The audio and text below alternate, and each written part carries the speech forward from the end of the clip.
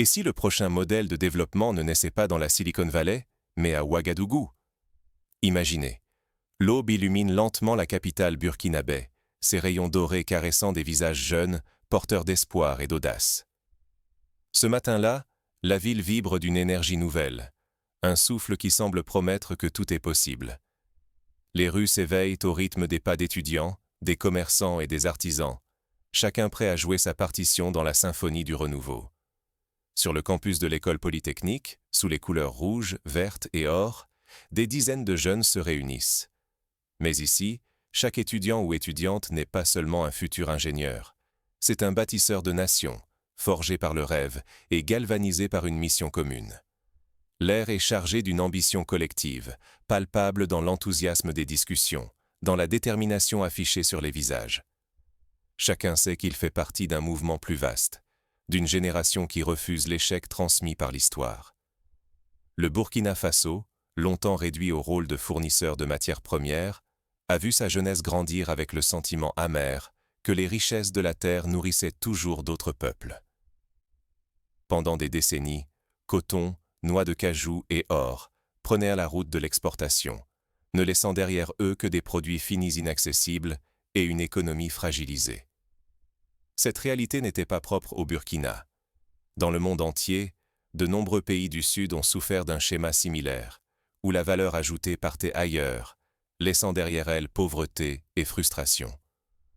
On pense à la Bolivie du XXe siècle, qui exportait ses minerais sans jamais profiter de l'essor industriel, ou à l'Indonésie, dont les forêts de bois précieux enrichissaient des marchés lointains. Ce cycle d'exploitation a creusé une blessure profonde, non seulement économique, mais surtout une blessure d'orgueil national. Mais aujourd'hui, un souffle nouveau traverse Ouagadougou. Une génération formée à l'ingénierie concrète, portée par un leadership déterminé, décide de transformer la dépendance en autonomie. L'odeur de la soudure se mêle à celle du bois fraîchement coupé dans les ateliers. Les ordinateurs bourdonnent de projets qui n'auraient pas vu le jour il y a encore quelques années. Cette jeunesse n'attend plus que le changement vienne d'ailleurs. Elle le crée.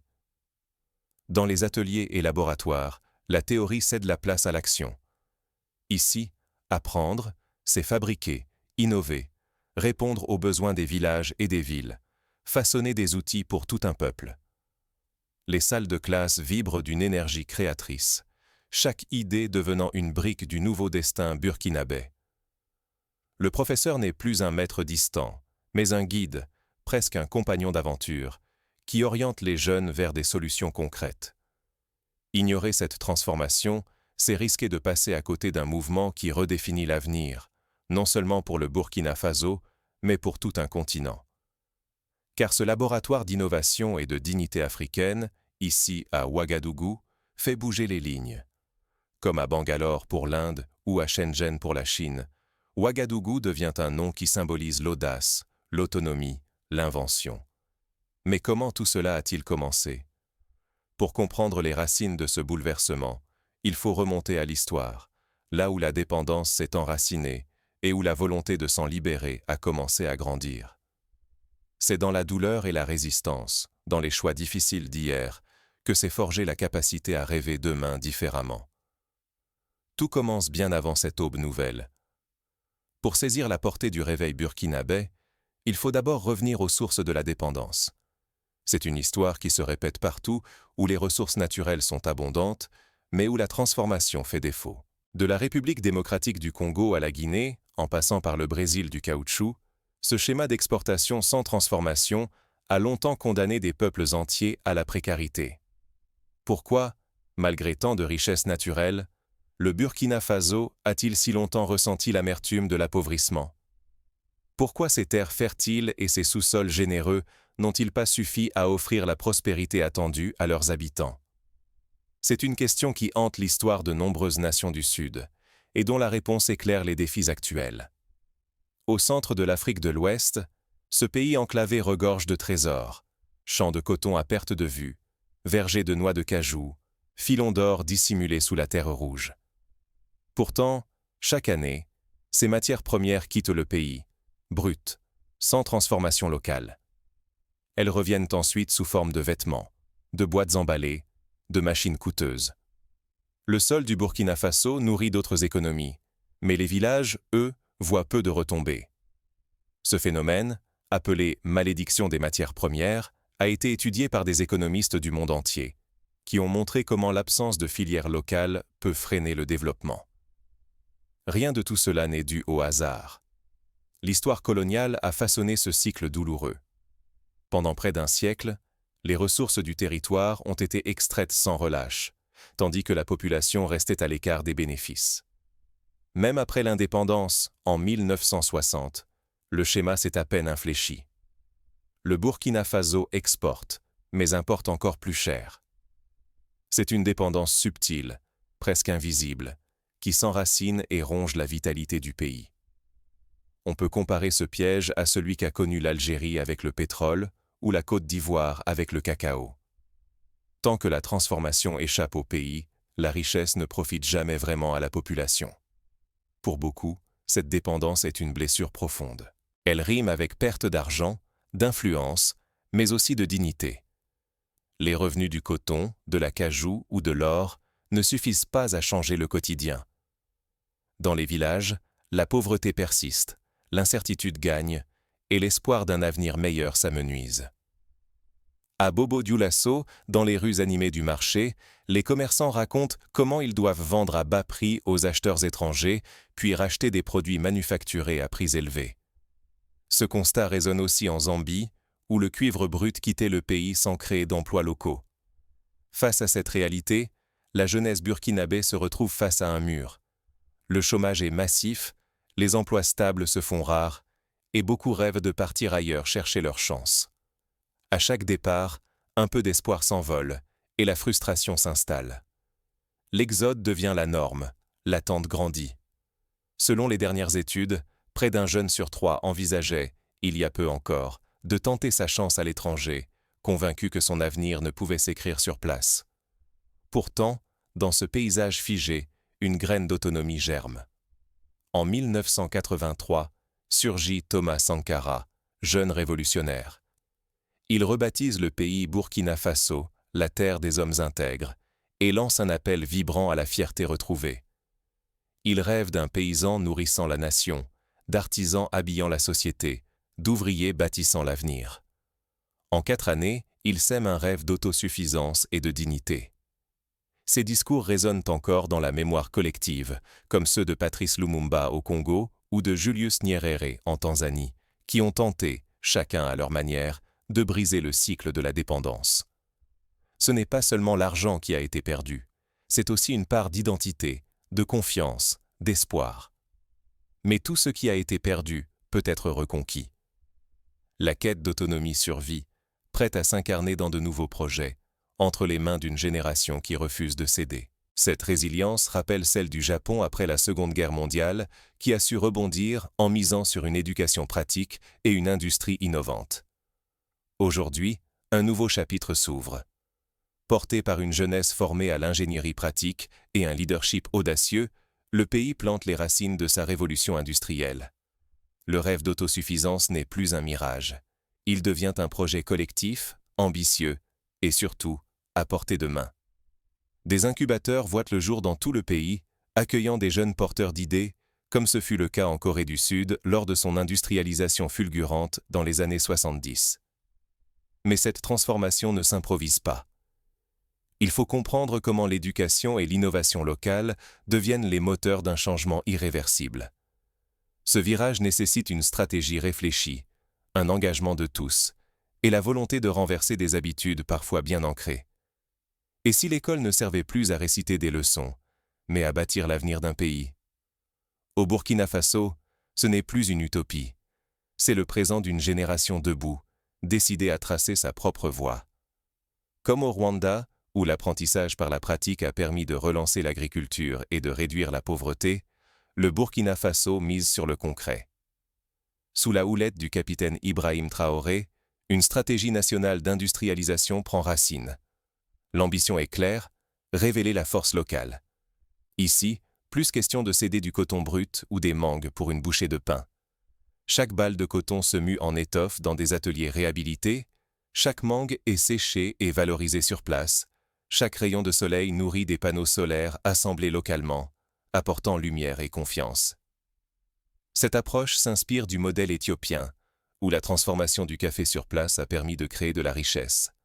L'éducation s'est métamorphosée. Près de 7 élèves sur 10 passent la majeure partie de leur temps dans des ateliers, des laboratoires ou sur le terrain. Les projets sont concrets, machines à décortiquer les arachides, presse solaire pour le beurre de karité, système d'irrigation intelligent. À chaque création, un village gagne en autonomie. À Kaya, une équipe d'étudiants a conçu un système de pompage solaire pour irriguer les potagers, permettant à des centaines de familles de cultiver toute l'année. Amina, 19 ans, rayonne. Elle a conçu un séchoir solaire pour aider les agriculteurs de sa commune à préserver leurs mangues. Issouf a relancé une usine textile qui redonne du travail à des dizaines d'habitants. Matimata a inventé une machine à décortiquer le maïs, pendant que Soulimaïn développe une application pour optimiser la distribution de l'énergie solaire. Leur voix porte l'espoir d'un nouveau départ, nourri par la responsabilité et la fierté nationale. On retrouve ici l'esprit des pionniers de la Silicon Valley, mais adapté aux réalités africaines. Dans chaque institut d'ingénierie, l'immersion patriotique est de mise. Ici, chaque prototype, chaque algorithme, chaque boulon sert un objectif limpide: bâtir un Burkina Faso solide, autonome. Les jeunes savent qu'ils ne travaillent pas seulement pour un diplôme, mais pour transformer leur pays. Cette conscience s'enracine dans des pratiques telles que les stages collectifs dans les villages ou la participation à des chantiers nationaux, autant d'occasions de lier la théorie à l'action. Les écoles ne sont plus des îlots. Elles tissent des liens étroits avec les industries locales. Chaque année, des centaines de prototypes voient le jour et sont testés en conditions réelles, répondant aux besoins des villages ou des marchés. Ainsi, une usine textile en ruine a rouvert ses portes, un village bénéficie d'un forage automatisé et une coopérative féminine a doublé son rendement grâce à une presse solaire innovante. Cette synergie entre formation et production rappelle le modèle allemand de la formation en alternance qui a fait le succès de son industrie. L'esprit d'entreprise souffle fort. Avec l'appui de fonds comme le Fonds Reed, les étudiants deviennent entrepreneurs, ingénieurs créateurs de métiers et d'emplois. La dynamique ne s'arrête plus à la capitale. Elle irrigue toutes les régions, fait fleurir l'espoir dans les campagnes. À Dédougou, un groupe de jeunes a lancé une entreprise de transformation de noix de cajou, créant une trentaine d'emplois et incitant d'autres villages à suivre l'exemple. Les résultats sont palpables. Le chômage des diplômés recule, les exportations de produits transformés grimpent, la fierté nationale illumine les regards. Pour la première fois depuis des décennies, le Burkina Faso attire les regards de ses voisins et bouleverse les idées reçues sur ce qu'un pays africain peut accomplir par lui-même. Ces changements rappellent le miracle économique singapourien, bâti sur la valorisation du capital humain et la transformation locale. Mais si ce modèle faiblit, l'espoir pourrait s'effriter et le pays retomber dans l'ombre de la dépendance. Pourtant, si la révolution burkinabé tient bon, c'est toute l'Afrique de l'Ouest qui pourrait s'en emparer. Au Ghana, des écoles techniques s'inspirent déjà du modèle burkinabé. Au Sénégal, des ateliers d'innovation rurale émergent. Le défi reste immense et chaque succès est fragile, mais la dynamique enclenchée paraît irréversible. Là où l'éducation devient moteur, l'avenir se réécrit. L'Inde, autrefois qualifiée de géante endormie, a elle aussi misé sur l'éducation technique pour sortir des millions de personnes de la pauvreté. Le Burkina Faso suit ce chemin, à son échelle. Le modèle burkinabé exerce-t-il désormais une influence réelle sur le continent? La question ne relève plus du simple débat.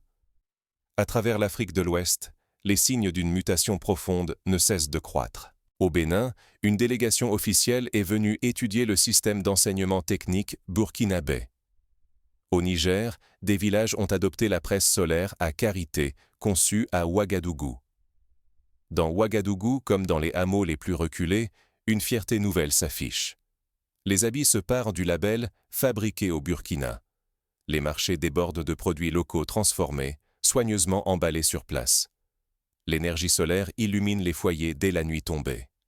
Les uniformes scolaires, jadis importés, sont aujourd'hui cousus par les couturières du coin, à partir de coton cultivé et filé au pays. Les écoliers exhibent fièrement leur tenue locale, symbole d'une identité retrouvée. La vie quotidienne change de visage. Dans des villages naguère privés d'électricité, des lampes solaires burkinabais éclairent les soirées. Des coopératives féminines transforment les noix de cajou en encas vendus localement. À chaque rentrée, de nouveaux élèves rejoignent les écoles techniques, portés par le rêve d'apporter des solutions concrètes à leur communauté. À Zignaré, une classe entière s'est mobilisée pour construire un pont en matériaux locaux, facilitant l'accès au marché pour des centaines de familles. Les résultats sont frappants.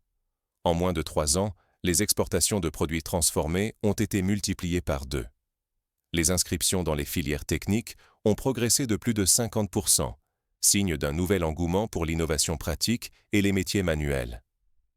À titre de comparaison, la Corée du Sud avait connu une croissance similaire dans les années 60, en valorisant l'apprentissage par la pratique. Mais le plus marquant reste la diffusion du modèle burkinabé au-delà de ses frontières. Au Mali, au Niger, au Togo, des initiatives similaires voient le jour, inspirées par l'exemple burkinabé.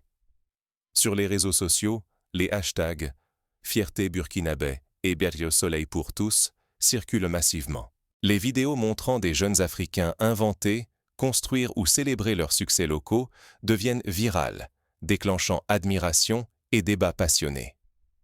Des universités ivoiriennes organisent même des échanges pour comprendre la réussite de Ouagadougou. Le leadership de Traoré amplifie cette dynamique. Sa proximité avec le peuple, sa capacité à écouter, à descendre sur le terrain et à partager le quotidien des ouvriers et étudiants, le rendent populaire. La reconnaissance sociale dépasse la sphère politique. Au marché comme à l'école, le mouvement s'enracine dans la voix du peuple. Comme Nelson Mandela en Afrique du Sud ou Lula au Brésil, Traoré incarne un dirigeant qui ne craint pas de se mêler à la population. Mais rien n'est acquis. Les puissances occidentales observent avec scepticisme, dénonçant un protectionnisme croissant et craignant un isolement du pays. Les débats internes se durcissent. Ce patriotisme affiché risque-t-il d'étouffer certains élans? L'économie saura-t-elle intégrer tous ces jeunes, surtout les plus vulnérables? Ces interrogations rappellent celles qu'a connues le Vietnam lors de sa modernisation rapide. Comment éviter que certains ne restent à l'écart du progrès? Le Burkina Faso s'avance sur une ligne de crête. S'éloigner de l'ordre économique dominant, affronter des pressions extérieures, mais surtout bâtir une identité forte et ouvrir la voie à une Afrique lassée des modèles importés. Le pays pourrait devenir le laboratoire d'une Afrique autonome, fière et solidaire. Comme le Costa Rica qui, en misant sur l'éducation et la paix, est devenu un modèle en Amérique centrale, le Burkina Faso trace un chemin singulier. Mais derrière cette effervescence, les premières fissures apparaissent. Les tensions et doutes internes annoncent une bataille à venir pour préserver l'équilibre du nouveau modèle. Les syndicats d'enseignants alertent sur la nécessité de ne pas négliger les matières générales. Certains entrepreneurs s'inquiètent de la concurrence des produits importés à bas prix. Le dialogue constant devient une condition de la réussite. Quelles leçons retenir du Burkina Faso, que l'on soit élève, parent, enseignant ou décideur? Cette interrogation dépasse largement les frontières, car l'exemple burkinabé témoigne de la puissance d'une éducation enracinée dans le réel, capable de transformer la destinée d'un pays. À Genève comme à Dakar, des colloques universitaires analysent déjà cette mutation, s'interrogeant sur sa possible transposition ailleurs. Ici, apprendre ne se limite plus aux pages d'un manuel. À Ouagadougou, chaque atelier, chaque ferme-école devient un terrain d'expérimentation. Les jeunes y forgent leur avenir avec leurs mains et leur esprit. Cette formation concrète agit comme un moteur de développement. Ils acquièrent des savoir-faire, pas seulement des connaissances abstraites. Dans les écoles de mécanique, par exemple, les élèves participent à la réparation de machines agricoles, contribuant directement au rendement des fermes locales. Mais la leçon va plus loin. Le Burkina Faso démontre qu'en renforçant une identité commune, il devient possible de relever des défis locaux autrement redoutables. Plutôt que d'imiter des modèles extérieurs, le pays puise dans son histoire et ses langues pour façonner une solution adaptée. Cette identité partagée donne du sens à chaque action et poussent chacun à œuvrer pour un bien commun. On retrouve cet esprit dans les festivals culturels, où jeunes ingénieurs et artisans présentent ensemble leurs innovations. L'innovation ici n'a pas besoin de moyens démesurés. L'ingéniosité, la débrouillardise et la confiance en la jeunesse suffisent à bousculer l'ordre établi. Une idée née dans une salle de classe peut se transformer en machine agricole ou en système solaire localement fabriqué, simplement parce que l'on croit à la capacité des jeunes de renverser la tendance. C'est ainsi qu'une équipe d'étudiants a mis au point un moulin à 1000 fonctionnant à l'énergie solaire, solution simple mais révolutionnaire pour des centaines de familles. Autre leçon essentielle, un leadership proche et accessible. Les dirigeants burkinabés ont compris que l'écoute et l'action rapprochent le pouvoir du terrain. Cette proximité nourrit la confiance, libère l'initiative et insuffle un élan nouveau à toute une génération. Le président Traoré visite régulièrement les écoles et les ateliers, encourageant les jeunes à persévérer, à l'image des dirigeants scandinaves qui privilégient la concertation. Ce modèle encourage aussi l'autonomie économique. Produire, transformer, consommer localement. Voilà un cercle vertueux qui rend la nation fière. La dépendance extérieure recule, remplacée par une dignité retrouvée. Les supermarchés de Ouagadougou proposent désormais des rayons entiers de produits locaux, des jus de mangue burkinabés au savon à base de karité. Enfin, le Burkina Faso nous rappelle que la responsabilité collective n'est pas un simple slogan. Chacun, à sa place, peut devenir bâtisseur. Enseigner, innover, soutenir les producteurs locaux. Tout le monde joue un rôle dans cette aventure. C'est le cas de Fatou, institutrice dans un village reculé, qui mobilise ses élèves pour reboiser leur commune, ou de Souleymane, mécanicien, qui forme gratuitement des apprentis le soir après la fermeture de son atelier. Saisir ces clés, c'est choisir la résilience, l'autonomie et la dignité. Les ignorer, c'est risquer de rester prisonnier d'anciens schémas et de manquer le renouveau d'une Afrique en marche. Ce choix n'incombe pas seulement aux gouvernants, il concerne chaque citoyen, chaque famille, chaque entreprise. Mais ce modèle n'est pas sans défi. Comment le Burkina Faso affronte-t-il les obstacles qui menacent son essor? Les coupures d'électricité, la pression des marchés extérieurs, le besoin de formation continue pour les enseignants, la nécessité de garantir l'inclusion des femmes et des ruraux dans la dynamique. Les défis sont nombreux, mais pas insurmontables. Le pays s'inspire de solutions éprouvées ailleurs.